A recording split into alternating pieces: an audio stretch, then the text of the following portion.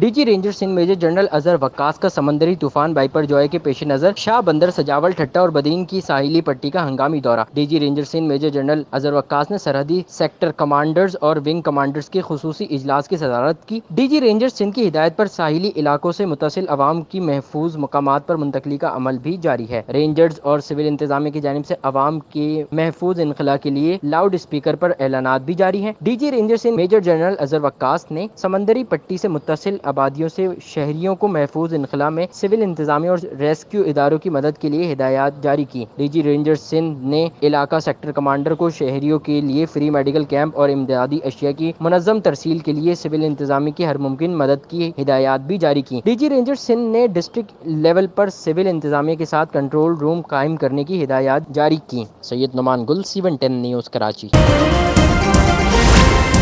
C110 news, خبر کی اصل خبر۔